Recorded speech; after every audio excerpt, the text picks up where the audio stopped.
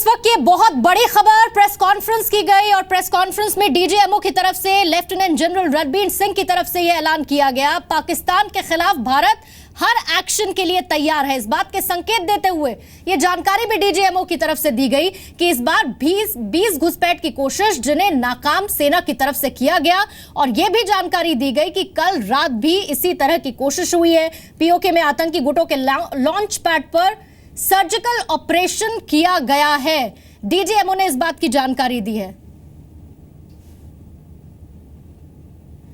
तो ये पूरी जानकारी दी गई डीजीएमओ की तरफ से। न्यूज रूम का रुख कर लेते हैं, शैलेश मेरे सहयोगी मौजूद है। शैलेश, ये जो पूरी जानकारी दी गई और जो सर्जिकल स्ट्राइक की गई आतंकी गुटों के लॉन्च पैड पर, कैसे देखा जाए इसे? देखिए पूर्णिमा, भारत ने एक बात बिल्कुल साफ कर दिया है कि इनफ इज़ इनफ। अगर एलओसी पर कोई आतंकवादी दिख रहा है और भारत में घुसपैठ की कोशिश कर रहा है तो उसे बख्शा नहीं जाएगा। और इसी की वजह से आप ये कह सकते हैं कि पाकिस्तान को चेताने के लिए भारत ने ये सर्जिकल स्ट्राइक किया है। जो डीजीएमओ के शब्दों को आप सुने, उन्होंने कहा कि इनको मारने के बाद हमने पाकिस्तान को इन्फॉर्म किया है कि अगर आगे भी इस तरह की चीज़ें होगी तो भारत इसको बर्दाश्त नहीं करेगा। मैं आपको बताऊं कि जिस तरीके से भारत सरकार की स्ट्रेटेजी इस पूरे मामले में, उरी अटैक के बाद जो रही है, बहुत सधी हुई और बहुत तरीके से रही है। और जैसा कि सूत्र ये भी बता रहे हैं कि भारत ने इस सर्जिकल स्ट्राइक करने से पहले बहुत सारी संभावनाओं को देखा है, तमाम तरह लोगों को कॉन्फिडेंस में लिया है। सार्क समिट के रद्द होने के बाद और जिस तरीके से आप बहुत इंपॉर्टेंट इंफॉर्मेशन यहाँ पर साझा कर रहे हैं, आपको मुझे रोकना होगा। जी न्यूज के एडिटर सुधीर चौधरी हैं इस वक्त हमारे साथ फोन लाइन पर। सुधीर, प्रेस कॉन्फ्रेंस अभी आपने सुनी होगी और जिस तरह की बातें डीजीएमओ की तरफ से की गई, ये कड़ा संदेश भारत की तरफ से पाकिस्तान को देने के, और इससे क्या कुछ बड़े संकेत भारत के निकल कर आते हैं आने वाले समय में कार्रवाई को लेकर? जी पूर्णिमा, आपने देखा होगा पूरे देश में पिछले कई दिनों से ये लगातार बहस छिड़ी हुई थी कि भारत अब क्या कार्रवाई करेगा, भारत किस तरीके से पाकिस्तान पर एक्शन ले सकता है। और यूनाइटेड नेशंस में आपको याद होगा भारतीय विदेश मंत्री सुषमा स्वराज ने कहा था कि हम डिप्लोमेटिकली पाकिस्तान को आइसोलेट करेंगे। तो लेकिन इस पे मैं ये जरूर कहूंगा कि आज भारत सरकार ने एक सरप्राइज दिया है सुबह सुबह और सबको चौंका दिया, क्योंकि तमाम जितने एक्सपर्ट्स थे वो ये सोच रहे थे कि शायद भारत सरकार इस वक्त तैयारी कर रही है, शायद सेना तैयारी कर रही है। और आपने देखा होगा आज की बैठक में जो प्रधानमंत्री ने ली थी उसमें जिस तरीके से सेनाध्यक्ष को बुलाया गया था, जिस तरीके से सेना के अधिकारियों की मौजूदगी थी और जिस तरीके से पिछले कई दिनों से प्रधानमंत्री लगातार सेना के अधिकारियों से बातचीत कर रहे थे, बैठकें ले रहे थे,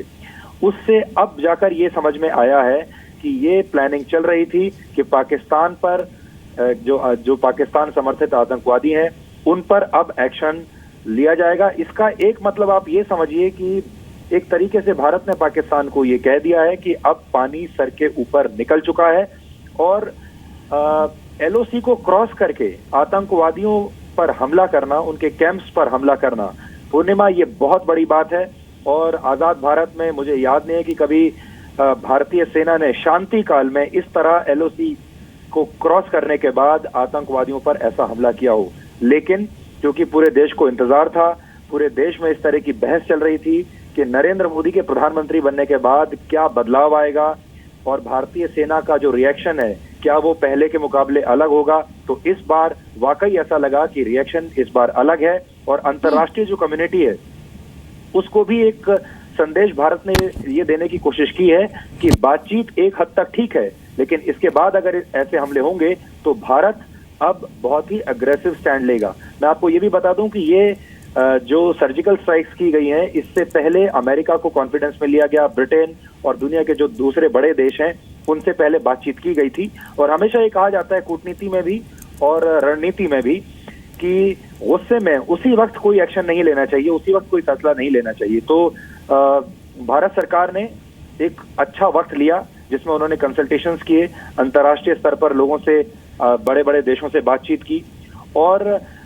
ये एक ऐसी इसकी सुई टाइमिंग है कि उन्होंने बहुत ज्यादा वक्त बर्बाद भी नहीं किया कि लोग हताश हो जाए ये सोचकर कि भारत शायद कोई एक्शन नहीं लेगा, और इतनी जल्दबाजी भी नहीं दिखाई कि आपको ये लगे कि गुस्से में आपने कोई गलत कदम उठा लिया। सो मैं ये कहूंगा कि बहुत ही कैलकुलेटिव मूव था ये भारतीय सेना का एलओसी के पार आतंकवादियों पर हमला करने का। और जो उन्होंने संख्या तो नहीं बताई है, लेकिन आपने ये नोट किया होगा, उन्होंने कहा है कि हैवी कैजुअलिटीज हुई हैं। हैवी कैजुअलिटीज का मतलब ये है कि शायद बड़ी संख्या में आतंकवादी उसमें मारे गए हैं। और इसको आप ये कह सकते हैं कि ये डिप्लोमेटिक जो स्ट्रैटेजी है और मिलिट्री स्ट्रैटेजी उसका एक मिश्रण है, जहां भारतीय सेना एलओसी पार करके हमला करती है, लेकिन उसके बाद तुरंत जो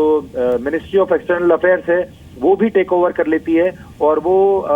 पाकिस्तान सरकार को भी बताती है इसके बारे में, और पाकिस्तान सेना को भी इसके बारे में जानकारी दी जाती है कि इस तरह की खुफिया जानकारी भारत को मिली थी कि आतंकवादी एक बड़े हमले की योजना बना रहे थे। देखिए, खास बात यह है कि ऐसा नहीं है कि आतंकवादी इससे पहले ये सब नहीं करते थे, योजनाएं नहीं बनाते थे, या भारत के बड़े शहरों पर आपने देखा होगा अक्सर ऐसी इंटेलिजेंस इनपुट्स आते रहते थे कि भारत के बड़े शहरों पर आतंकवादी हमले की योजना बना रहे हैं। लेकिन ये जो कार्रवाई की गई है ये अभूतपूर्व है जी। और इस कार्रवाई का मतलब बहुत बड़ा है, जो कि पाकिस्तान को अब समझना चाहिए और अंतर्राष्ट्रीय जो समुदाय है, जो इस दुनिया के बड़े बड़े देश हैं, उनको भी अब समझना चाहिए। तो मैं तो इसको इस तरीके से कहूंगा पूर्णिमा की एक तरीके से ये इतिहास रचा है भारतीय सेना ने